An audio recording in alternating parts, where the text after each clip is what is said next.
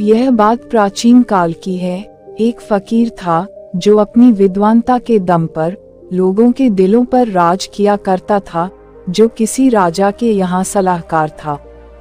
फकीर राजा के बहुत करीब था और उसकी हर बात सुनता था। कहते हैं ना, कोई कितना ही अच्छा काम क्यों ना कर ले, भले ही वह लाखों लोगों के दिलों पर राज करता हो, उससे नफरत करने वाले और ईर्ष्या करने वालों की कमी भी नहीं रहती।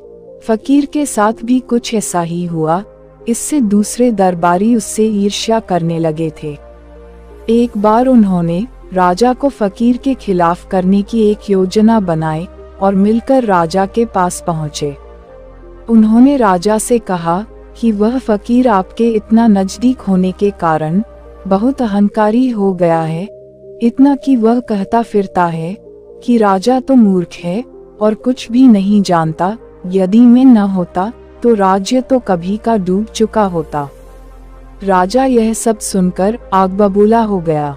राजा ने उसे मृत्युदंड दिए जाने की घोषणा कर दी और अपने दूत को फकीर के घर उसे यह फरमान सुनाने के लिए भेज दिया। उस दिन फकीर का जन्मदिन था। उसके मित्र उसका जन्मदिन मनाने के लिए इकट्ठा हुए थे। दूत ने आकर फकीर से कहा, मेरे लिए बहुत कठिन है आपसे यह कह पाना, लेकिन राजा की आज्ञा है तो मुझे आपको बताना ही पड़ेगा कि उन्होंने आज शाम 6 बजे आपको फांसी दिए जाने की घोषणा की है, तो 6 बजे तक तैयार रहें। उद्धरण चिन्ह। सब मित्र इकट्ठा थे। उत्सव मनाया जा रहा था। स्वादिष्ट से स्वादिष्ट भोजन तैयार किया गया था। सब नाच गा रहे थे। इस संदेश ने पूरा वातावरण बदल दिया। नाच गाना अचानक रुक गया। चारों ओर उदासी छा गई। फकीर ने अपने मित्रों से कहा, तुम रुक क्यों गए? अब तो मेरे जीवन का अंतिम अध्याय आ गया। अब हम अपने उत्सव को टाल नहीं सकते। अब हम ऐसा नहीं कह सकते कि उत्सव को कल पूरा कर लेंगे। हमें अपने गीत को आज ही गाना होगा, अपने नृत्य को आज ही नाचना होगा। हमारे हाथों में समय होता तो आज निराश हो लेते और कल उत्सव मना लेते, लेकिन अब हमारे पास समय नहीं है कि हम निराश हो सके। अब तो उत्सव को पूरा करना ही होगा। आओ नाचे, आओ गाएं। वह फकीर ऐसे नाचने लगा जैसे उसे पंख उगाए हों। वह नाच रहा था, हंस रहा था, पूरी तरह मस्ती में तल्लीन था। पहले तो उसके मित्र अनमने से नाचे, क्योंकि भीतर से वे उदास थे और केवल फकीर के कारण उन्हें नाचना पड़ रहा था, लेकिन जल्दी ही उसकी मस्ती ने सबको घेर लिया। वहाँ अद्भुत संगीत उठने लगा, ठहाके गूंजने लगे, पूरा वातावरण थिरकने लगा। सब लोगों को इतना आनंदित देखकर राजा का दूत हैरान था। वह दौड़ा हुआ राजा के पास पहुंचा और उसे सारी बात बताई। यह सुनकर राजा भी बहुत हैरान हुआ।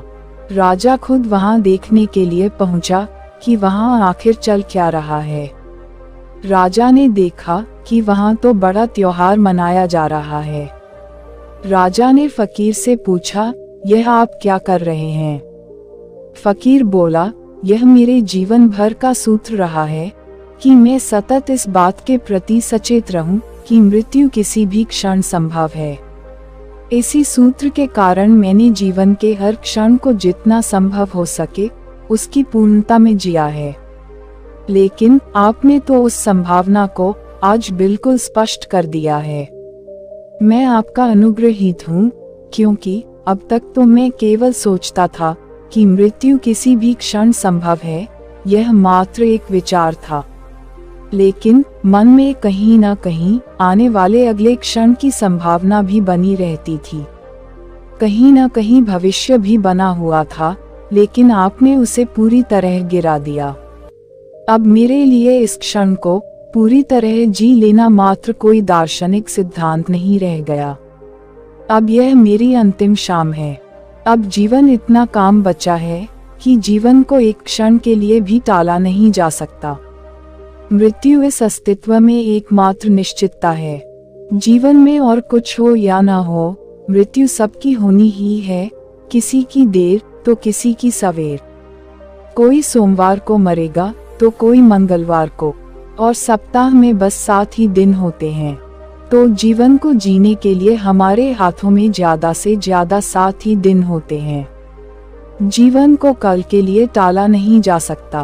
बड़े से बड़ा संकट भी इतना बड़ा नहीं होता कि जीवन को निराशा में टाल दिया जाए। जिंदगी इतनी बड़ी चीज है जो हमें मिली है। जिंदगी इतनी असंभव चीज है जो हमें मिली है। कोई 2 अरब सूरज हैं और उन सूरजों की अरबों पृथ्वियां हैं, और जीवन इस छोटी सी पृथ्वी पर ही है। यह बहुत ही आश्चर्यजनक है। और इस पृथ्वी पर भी जो करोड़ों जीव हैं, उनमें से बोधपूर्ण जीवन अकेले मनुष्य के पास है। यह इतनी बड़ी घटना है, जीवन का होना और चेतना का होना।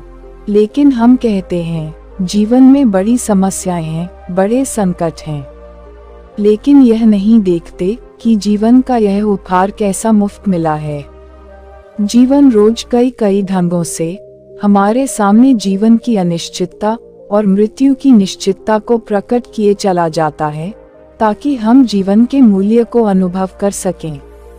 यदि यह हम समझ सकें, तो जो भी क्षण हमारे हाथों में है, वह धन्यवाद के अतिरिक्त और क्या हो सकता है।